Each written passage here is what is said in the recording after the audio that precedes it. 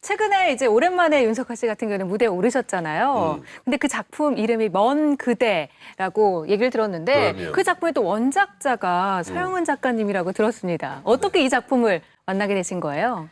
제가 1984년에 그 작품이 이상문학상을 받았을 때 제가 그 작품 읽었고요. 그때부터 이 작품이 연극을 하면 참 좋겠다라는 생각을 하고 있었는데 그 꿈을 2015년에 작가님을 꿈을 이루게 된 만나면서? 거죠. 네. 네. 그 원작자로서 이 작품을 윤석화 씨가 하겠다라고 했을 때 우리 서영은 작가께서는 어떻게 썼어요? 저로서는 굉장히 행운이다 이런 생각이 들었고요. 저는 이 작품이 사실 스토리는 단순하고 주제가 이렇게 형이상학적인 건데 예. 이거를 어떻게 표현을 하실 수 있을까 했지만은 오히려 모너 드라마로 한다고 하시니까 네.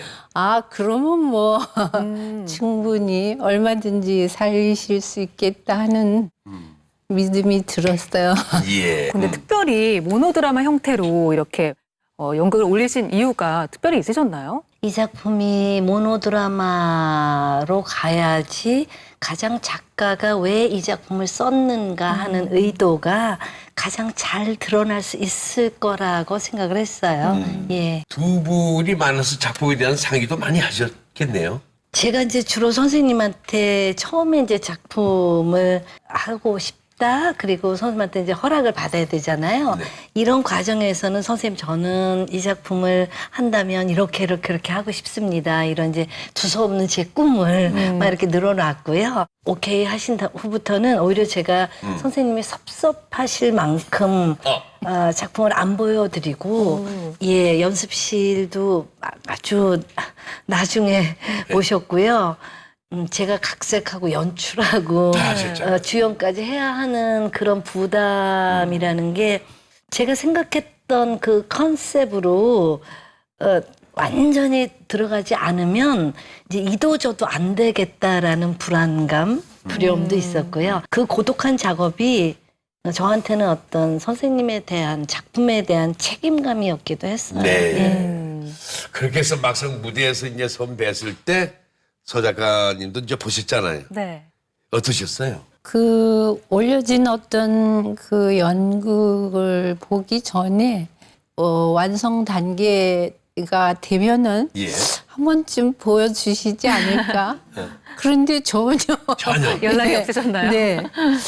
연습 때 한 번 이제 정미소에 가서 하시는 걸 봤는데 거기에서 이제 또 제가 이 작품의 이제 핵심적인 어떤 메시지 부분을 딱 잘랐더라고요. 예. 근데 그거에 대해서 제가 이렇게 조금 얘기를 하니까 어떤 데는? 굉장히 제가 놀랐어요. 예. 그 작품에 예. 그 문자라는 여자의 내면을 그 여인이 거치는 고난, 그러나 그 고난을 그것이 어떤 낙타하고 비교가 됩니다. 사막의 낙타.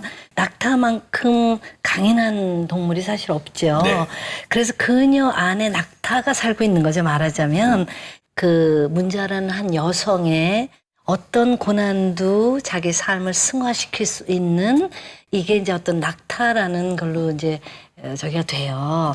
근데 이제 작품에 보면 선생님이 물론 그 낙타가 얼만큼 강인하고 이제 그런 것들이 있는데 선생님이 이제 저 연습을 보시고 그래도 그걸 설명을 하는 게 좋지 않겠는가 이제 그랬어요. 저는 문학에서는 당연히 그게 필요하다라고 생각을 합니다. 그런데 문학이 연극화됐을 때 그것이 그냥 낭독회가 아니기 때문에 그거는 문자라는 역할을 맡은 제가 어떤 과정에 그 연기의 숙성으로 야, 저 여자 안에 낙타 저거구나. 아, 그럼 낙타는 그런 거구나. 라고 뭔가 관객한테 이렇게 은유적으로 보여줘야 된다라고 저는 그게 연극의 할 일이라고 저는 생각을 했던 거고요. 네. 근데 아닌 게 아니라 선생님은 역시 예리하시더라고요. 이제 그 점을 연습 보시고 나서 이걸 이렇게 설명을 하는 게 좋지 않겠는가. 이제 작품 속에 나와 있으니까. 근데 이제 저는 이걸 연극화를 한다는 것, 무대화를 한다는 것은 또 좀 제가 다른 역할이 있을 거라는 생각을 해서 여선한테 그렇게 말씀을 드리고 선생님 저도 고민했지만 자, 낙타는 이러이러한 동물이니 이거를 너무 설명을 해버리면 오히려 관객이 가져갈 부분이 조금 그러니까 저는 어떤 그 메타포로 사실 어려운 얘기죠. 그러니까 말씀을 들으면서도 굉장히 두려웠죠. 만약에 제가 그걸 연기로서 못 해내면 저는 이제 선생님한테 상당한 빚을 지게 되는 거니까 그렇죠. 네, 뭐 그런 일이 있었습니다. 작가님 바로 수용을 하셨나요? 이 이야기를 듣고?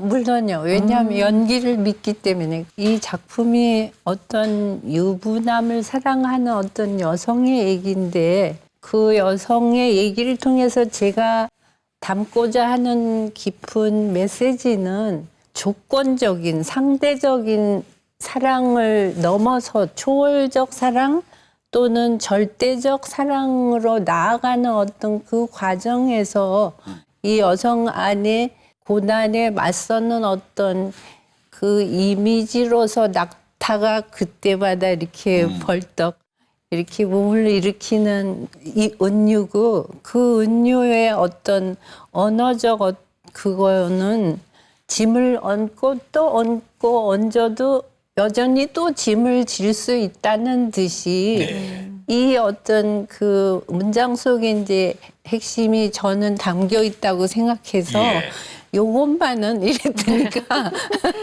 그런데 제가 무대를 보면서 이 문학하고 이것이 바로 다른 거구나. 그러면서 큰 걸 저로서는 아주 배웠습니다. 작품 이야기를 듣다 보니까 계속해서 정말 얼마나 작품을 사랑하시는지가 느껴지고. 그래요, 그게요. 초심으로 계속 매회마다 초심으로 하기가 네. 그게 부담이 되는가 봐요, 그죠? 예, 그 순수한 감정, 그 열정을 그대로 매회마다 나타내야 되는데 자꾸 숙련이 되면 될수록 자 꾀가 생기거든.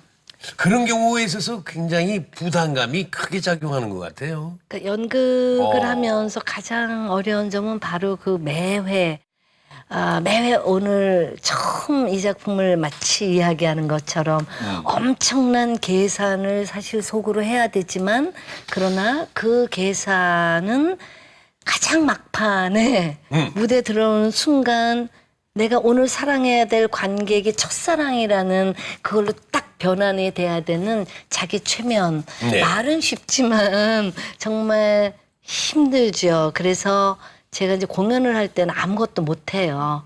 굉장히 몰입을 해야 되는 거죠. 왜냐하면 저는 100회를 하든 300회를 하든 관객은 10번 보시는 분도 간혹 있지만 네. 오늘 처음 저랑 만나는 관객이잖아요. 예. 그러니까 그런 어떤 그 온전히 그 인물이 돼야 된다는 것이 제 사생활이 너무 없어지는 거죠. 예, 왜냐하면 제 사생활이 그 인물을 해칠까 봐. 이제 뭐 이런 것이 연극 배우로서는 가장 힘든 점인 것 같아요. 매회 똑같은 걸 해야 되는데 매회 오늘 처음 하는 것처럼 해야 된다는 거. 예. 오늘 처음 사랑하는 것처럼 해야 맞습니다. 된다. 회오리치고 있는 것을 느낄 때가 많습니다. 아우 정말 안 됐다. 하지만 사막 같은 갈증의 삶 속에서 아주 가끔 제 마음속 깊은 곳에 낙타를 만나기도 합니다.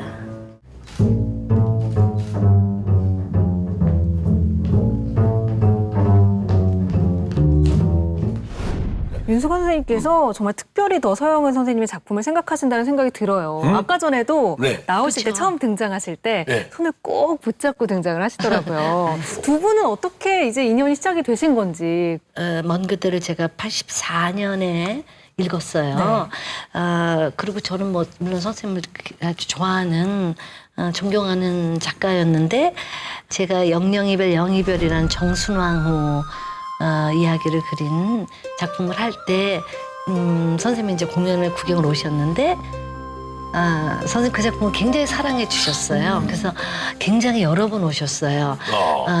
그래서 저는 막 이 세상에서 제일 고마운 분이요. 제 공연에 와주시는 분이고요. 이 세상에서 제일 미운 사람이 공연에 안 오는 사람이에요. 어쩔 수 없어요. 네. 그래서 뭐 제자든 선생님이든 후배든 누구든 밉다가도 공연에 딱 오면은 그냥 봄는 듯이 다 저기 되고요. 제가 막 좋아하는데도 막 근데도 공연에 안 오면 이해는 하면서도 사실은 가장 섭섭해요. 공연에 살고 공연에 죽고 어쩔 수가 없는 것 같았는데 그때 선생님이 이제 워낙 많이 와주시고 저를 격려해 주시니 정말 저한테는 너무 제가 참 큰 어른을 만난 것 같아서 그때부터 제가 이렇게 흠모하면서 윤석아 씨는 최근 영국 말씀하셨잖아요. 네. 거기서 뭐 어떤 활동을 하셨어요? 제가 프로듀서로 이제 전 세계 뭐 공연의 메카라 불리우는 웨스트엔드. 우리나라 사람들은 미국 문화에 더 익숙해져 있으니까 이제 브로드웨이가 아들이면 웨스트엔드가 아버지죠. 말하자면 전 세계 공연 예술의 메카라고 불리우는 곳인데 어찌됐든 제가 그 웨스트엔드에서 이제 프로듀서로서 원래 이제 같이 일을 하게 된 경위는 팀 라이스라고 전 세계적으로 이제 가장 그 독보적이고 유명한 작사가입니다. 여러분들이 아실 수 있는 게 뭐 에비타 뮤지컬 에비타에 보면 Don't Cry For Me Argentina라는 Don't Cry For Me Argentina도 이제 저기 팀 라이스 작사고요. 또 슈퍼스타, 지저스 크라이스트 슈퍼스타 이것도 팀 라이스 거고 뭐 그다음에 라이온 킹 뭐 하여튼 뭐 엄청납니다. 저는 한때 그 앤드루 로이드 웨버와 그건 작곡가고 팀 라이스는 작사가 이 두 사람이 이제 환상의 콤비였는데 이 두 분이 저한테는 신 같은 존재였었어요. 네. 정말. 그랬는데 어찌됐든 그 팀 라이스가 저랑 같이 일을 한번 해보지 않겠냐 그래서 예전에 어렸을 때 신처럼 생각했던 그 오빠가 저보고 같이 일을 하자는데 그래서 일을 시작하게 됐고요. 그러다가 팀 라이스랑 일을 하다 보니 제가 이제 또 여러 사람들을 알게 되고 이래서 영국에서 이제 프로듀서로서 한 6작품을 제가 같이 프로듀싱을 이제 제작에 참여를 하게 됐고요. 그중에 터팟이라는 뮤지컬은 2013년 올리비에상을 받아서 Best New Musical. And the winner of the Best New Musical is Top Hat. 그야말로 레드카펫 타고 올라가서 프로듀서로 승승장구했네요. 그러니까요. 적도 있어요. 있어요. 예. 뮤지컬의 본고장 아니에요? 뮤지컬의 본고장이죠. 그렇게 얘기해도 되죠? 예, 아니 그러니까 그렇게 얘기해도 되는 게 아니라 예. 그게 정답이에요. 정답이죠? 네, 뮤지컬의 본고장이죠. 그래요. 예. 야. 윤숙화 씨의 또 다른 사랑 이야기가 궁금한데 네. 가슴으로 두 아이를 낳았다. 아이들이 커가는 모습 보면 어때요? 아이들 키우는 게 제일 힘든 것 같고요. 하지만 아이들 키우는 것만큼 아름답고 멋지고 보람 있는 일도 있을까라는 생각이 들 만큼 아이가 이렇게 이제 저희 아들이 이제 벌써 이제 중학생이 됐어요. 근데 이렇게 보면 이제 사춘기가 시작돼가지고 저한테 이제 틱틱거리기도 해요. 그러면 이제 틱틱거리는 걸 보면 어머 어떻게 우리 아들한테 이럴 수가 있을까 그러고 기도 막히지만 또 한편으로는 어머 뒤집지 못하던 게 저렇게 이제 커가지고 엄마한테 이제 틱틱거릴 줄도 안 해. 이제 이런 생각에 특히 이제 저희 딸은 굉장히 아주 착해요. 뭐든지 엄마가 하라는 대로 그대로 이렇게 하고 정말 엄마 말을 잘 들어주고 집에서도 엄마 심부름을 잘 해줘요. 몇 그래서 살인데? 이제 여러분이 비웃을지도 몰라요. 8살입니다. 다 큰 줄 알았어요. 아유, 난 그런 네, 저희 아들은 12살이고 딸은 8살인데 그 제가 우리 딸한테는 늘 그래요.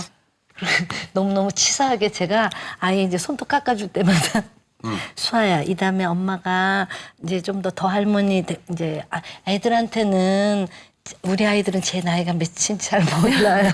제가 참 아이들에게 제 진짜 나이를 얘기를 못 하겠더라고요. 그래서 한 번은 저희 아들이 이제 영국에서 이제 국민학교 다닐 때인데 어느 날 이제 고든이 집 이제 학교에서 이제 데리고 집에 오는데 나보고 저한테 엄마 몇 살이냐요? 영어로. 그래서 제가 고민을 했죠. 그래서 그냥 지네 엄마 친구들 비슷비슷한 나이들 평균 나이를 제가 그냥 이렇게 해서 이제 맘 그러면서 이제 그냥 제가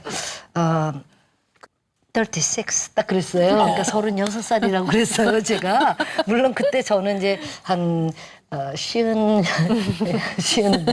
쉬운여섯? 예, 뭐 그 정도. 이 정도 됐을 텐데 제가 36살이라 그랬어요. 그걸 믿어. 그랬더니 우리 아들이요. I don't think so. 딱 그래요, 영어로. 그러니까 아니래요. 그래서 내가 너무 썼나. 아닌 게 아니라 그래서 응? 그랬더니 I think you are 28. 딱 그러는 거예요. 28살 같다는 거. 그러니까 아이가 아직 어리니까 이게 뭐 그 나이도 그런 것도 잘 못 보고 그러니까 지 딴에는 또 다른 이제 다 외국 애들이잖아요. 그 엄마들보다 제가 나름대로 지 딴에는 엄마가 제일 이쁜 법이잖아요. 이제 그랬던 것 같았는데 지금은 이제 조금 철이 나서 그렇게 철없지는 않아요. 그래서 엄마가 나이가 많다는 것 정도는 알지만 아직도 제가 제 나이를 못 밝히고 엄마가 좀 나이가 많잖아. 이제 이러면서 그냥 이제 그러는데 저희 딸한테는 엄마가 이 다음 이제 좀 그러면 이제 수아가 엄마 손톱 깎아줄 거지. 이제 그러면 꼭 그런데요. 그러니까 잊지 마. 그리고 저희 딸한테 그냥 그야말로 늘 잘 보려고 애를 써요. 제가 옆에서 이렇게 보고 그 중에 한 에피소드는 그냥 우연히 알게 됐어요. 이렇게 애들 두유를 먹이는데 직접 콩을 갈아가지고 먹인대요. 사 먹이는 게 아니라. 직접 콩 갈아가지고 먹이는 친구도 많아요. 아니 그래도 그거 워낙 감동받지 마세요. 그런 건가? 그렇게 감명받았어요? 그런데 예. 너무 바쁜 사람이잖아요. 예. 그런데 그렇게 그 하나하나를 이렇게 정말 마음을 다 기울이더라고요. 예. 그래서 이 집에 몇 번 갔는데 애들이 정말 엄마를 너무 막대해요. 그럼 다른 집에도 그렇게 해요. 아니 그러니까 얼마나 제가 아니, 왜냐면 저는- 입양을 옛날부터 하려고 했는데 그게 조건이 있더라고요. 여러 가지 조건이 많아요. 네, 그건 그래서, 저도 알고 있습니다. 네. 그 지금 홍보대사 맡고 계신데 어떻습니까? 아직도 국내 입양이 현저하게 물론 이제 그냥 뭐 저뿐만 아니라 그때 이제 신혜라 씨도 그렇고 네네. 뭐 이렇게 좀 알만한 친구들이 이제 공개적으로 많이 해서 사람들이 그런 어떤 입양에 대한 편견은 좀 없어진 것 많이 없어지는 듯 했어요. 그래서 이제 워낙 우리 사회가 이제 유교적인 전통이 워낙 뿌리 깊다 보니까 우리가 자라는 환경 그리고 우리가 줄 수 있는 사랑이라는 그 DNA보다 항상 그 피해 유전자의 DNA를 더 많이 생각하는 사회이다 보니까 확실히 아직도 우리가 우리 아이를 가슴에 품는 일보다는 외국으로 보내야 되는 조금 늘어났긴 했는데 국내 입양이 좀 늘어났지만 아직도 그래요. 그런데 그것은 꼭 입양이라는 문제로 우리 생명들을 지켜줘야 될 거는 또 아니라고 생각을 하고요. 제가 나름대로 요즘 생각하는 것은 미혼모들에 대한 인식이 우리가 좀 달라져야 된다. 우리는 이제 미혼모들에 대한 정책적인 서포트도 없고요. 게다가 이제 사회적인 편견이 너무 그러니까 마치 아주 못된 여자, 나쁜 여자 뭐 이런 식으로 되어 있어요. 그런데 세상 어디에는 하버드를 나와도 예일 대학을 나와도 못된 여자는 있고 나쁜 여자도 있습니다. 네. 그런데 어떠한 환경에서도 좋은 여자도 있고 아름다운 여자도 있습니다. 그래서 저는 그 미혼모에 대해서 우리 사회가 갖고 있는 오히려 자신의 아이를 낳아서 키우겠다는 그 생각이 전 너무 갸륵한 여성들이라고 저는 생각을 해요. 그래서 그런 쪽으로 우리 사회가 조금 눈을 돌려주면 이제 우리 생명들이 조금 더 잘 자랄 수 있지 않을까. 우리나라가 이대로 가면 인구 문제도 굉장히 사실은 심각하고요. 우리 생명 우리가 좀 더 지켜내야 되겠고 그러기 위해서는 또 우리 생명들이 그냥 지켜지는 것이 아니라 잘 키워줬을 때, 키워냈을 때 이런 것들이 조금 더 여기저기에서 소위 말해서 시너지들 이렇게 합해서 좀 좋아졌으면 좋겠어요. 아, 그 뜻 한번 꼭 이루어지길 바랍니다. 네, 이렇게 따뜻한 마음을 갖고 계신 임석환 선생님을 네. 더 자주 뵀으면 좋겠는데 최근에 뭐 드라마로 복귀하신다는 이야기가 있더라고요.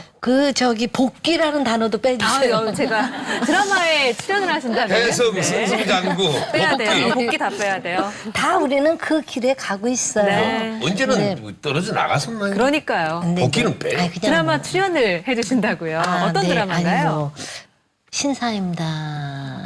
이영애 씨 나오는. 네. 네네. 네, 그 이영애라는 친구가 참 예쁜 친구예요.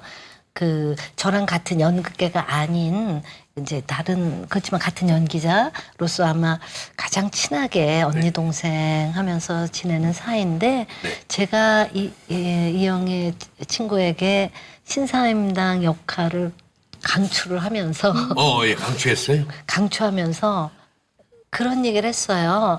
이게 뭐 시청률하고 관계없이 물론 시청률도 좋으면 더 좋겠지만 관계없이 지금 이 시대 여성의 이야기로 그야말로 허 스토리로서 정말 한번 우리 여성들에게 아니 꼭 여성들이 아니라 더불어 살아가는 우리 국민들에게 저는 꼭 한번 해주면 좋은 이야기일 거라는 그런 생각을 했어요. 그래서 꼭 했으면 좋겠다라고 하고 그때 농담 반 진담 반으로 뭐 중전이나 상궁 역할이 있으면 언니도 할게 그랬는데 예 무슨 폐비역이 하나 있어서 네.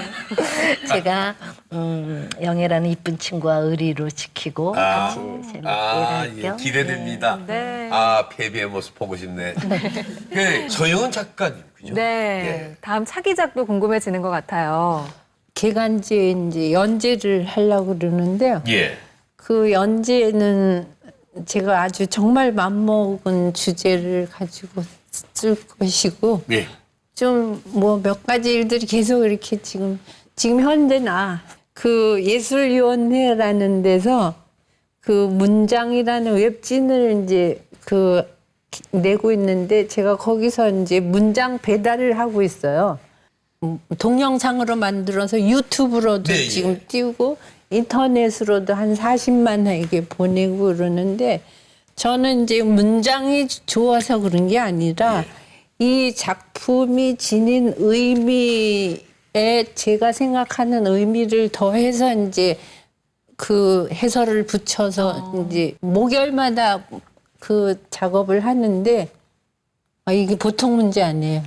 왜냐? 그러니까 그렇게 힘들어하시죠. 예, 책을 다 읽고 그렇죠. 제가 완전히 이 작가의 의도를 파악한 위에 제가 또 얹어야 되니까 그러나 제가 지금까지 7월부터 지금 하고 있는데 그거에 대한 반응이 너무나 놀라워가지고 예. 제가 자진해서 이런 자리를 만들면 내가 무료로 강의를 해주겠다 이랬어요. 예. 그거는 곧 그걸 통해서 우리가 사유의 힘을 좀 기르자 이런 안타까움 때문에 제가 그런 제의까지 지금 해놓고 있어요. 이렇게 바쁘신 와중에도 이렇게 자리를 해주셔서 빛내주셔서 감사드립니다. 상처 없는 삶이 어디 있냐 이런 얘기들 많이 하지 않습니까? 네. 그죠? 예, 삶이 우리에게 준 상처마저 숙명으로 받아들인다. 그리고 또 성화시킨다 하는 분들이 바로 이 두 분을 두고 우리 서영은 선생님 그리고 또 우리 연숙관 씨 같은 분들을 말씀하지 않을까 생각합니다. 네. 그리고 또 우리들은 또 우리 스스로 또 그런 데서도 위로를 또 받게 되네요. 네. 예. 그리고 다시 일어설 힘까지 생겨난 거죠. 네. 예. 저도 정말 같은 여성으로서 더욱더 생각하고 열심히 사유하고 살아야겠다라는 생각을 하면서 앞으로 두 분 인생에 더욱더 좋은 일만 있기를 응원하면서 오늘 또 마무리하도록 해야죠. 그렇습니다. 네. 예. 혜승과 승승장구를 빼겠습니다, 이제. 네. 허참의 토크 엔저에는 여기서 인사드리겠습니다. 다음 주 시간에 찾아뵙겠습니다. 수고하셨습니다. 안녕히 계십시오. 네.